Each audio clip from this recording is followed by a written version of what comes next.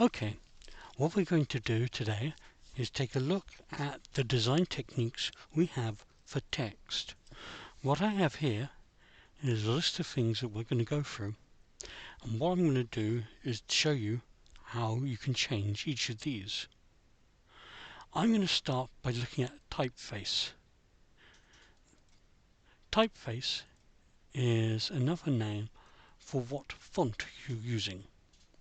To change the typeface here, you can either use this drop down box in this advanced tab over here, or more simply go to this box up here.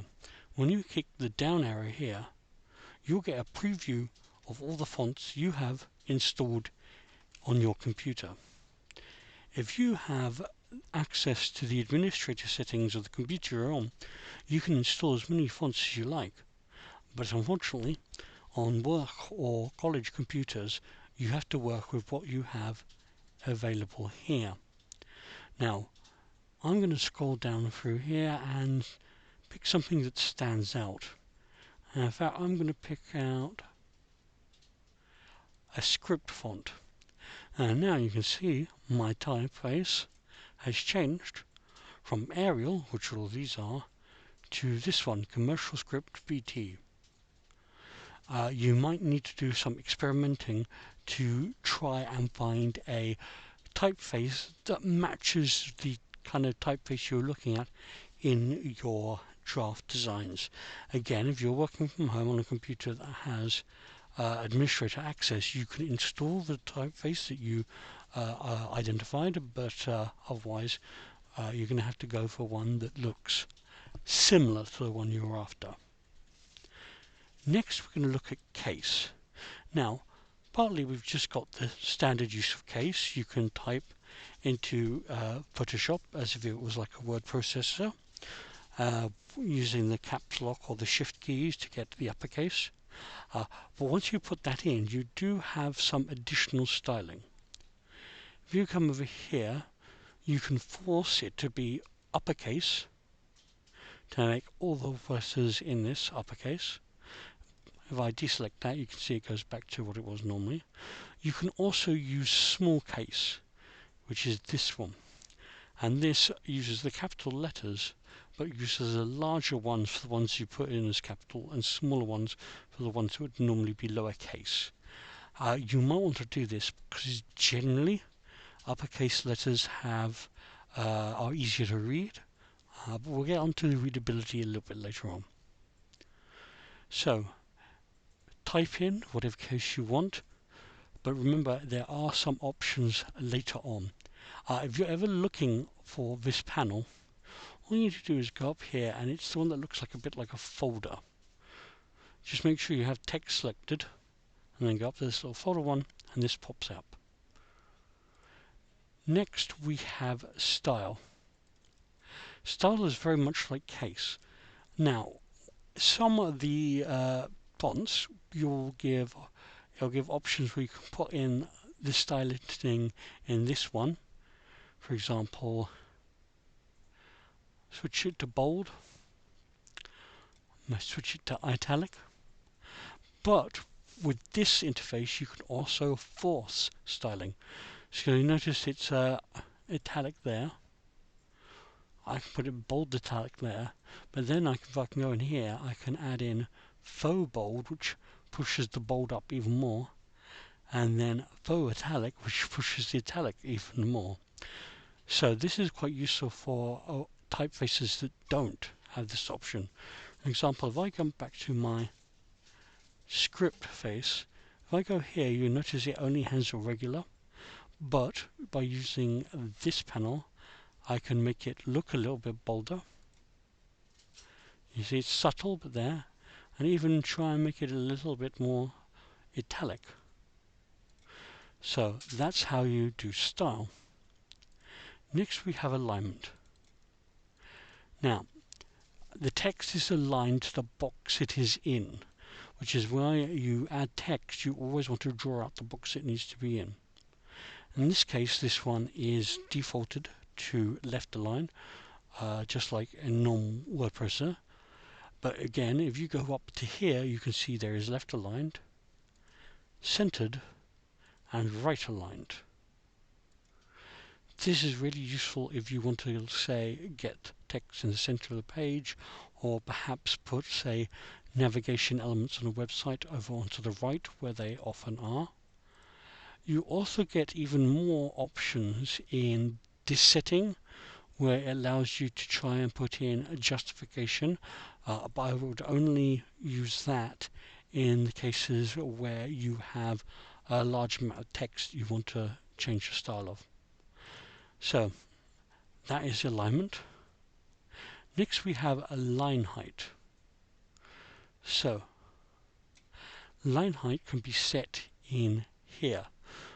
If I go down to here, I can either pull the line height really down, so it's all crushed together, say 36. Yeah, that's all crushed together, but then I could even put in a line height that was huge to push them together out towards each other. I'm just going to put that back down to auto to give you an automatic line height, and then pull it up to 40, 60, and you see the line height is a little tighter on that one. This is quite good when you want some dense text. Next we're going to have a look at how to get some artistic stuff going on. If I select this, go up to this button, the T with the sort of semicircle under it, and click on it, it allows me to warp this text. Now there's a bunch of different ways you can warp this. If you click on it, it gives you a little bit of a preview.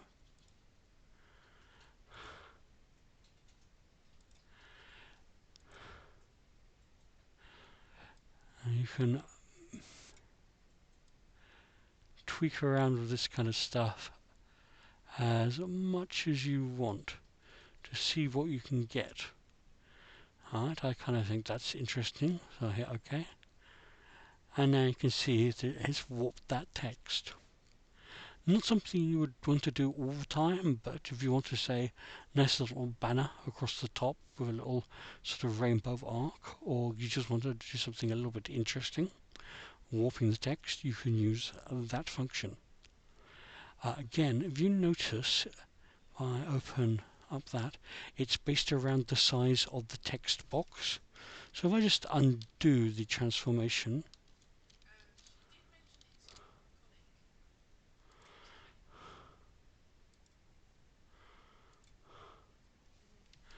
and select the text box again, and I just make it closer to the size of the actual word.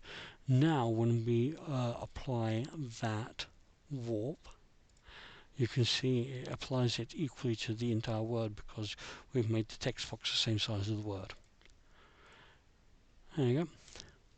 Now, finally we had the issue of readability. What I've got here is a nice dark red font against a light, in this case white background. But if I change this font color by clicking on this and then going over to blue and picking a real light blue and hit OK, you can see I can barely see that. And that's really bad readability. It's very difficult to read. But there are a couple of things we can do to improve that. We could either pick a darker color that will stand out against the white, or we can use certain techniques to improve the readability. If I right click on this and go up to blending options, it gives me all these options. Now the two most common ones I would suggest are either stroke, which puts a line around the text, or drop shadow, which puts a little shadow underneath the text. If I select stroke here, you can see it's put a little black line all around the world, and now that really pops out and it's very quite easy to read. The other option is the drop shadow, and you see now it puts a little bit of a shadow underneath the text and it really improves the readability. All of these things are adjustable. For example, I tend to want to adjust the angle of the shadow so it points down like that. So the light appears to be coming from above. But I can also adjust the size and the spread to give me the best option that I want. Distance 2, if you want it really far away or really close up. I would generally pull it in pretty close because the subtlety is a bit more. You could even put in both options to really push that readability. Again, with the stroke, you have some options on the size, but I would keep it subtle. Okay. So, what we've covered there is typeface, font size, font case, style, alignment, line height, artistic and readability. So, I hope that these will give you plenty of options when it comes to styling your text. Thank you.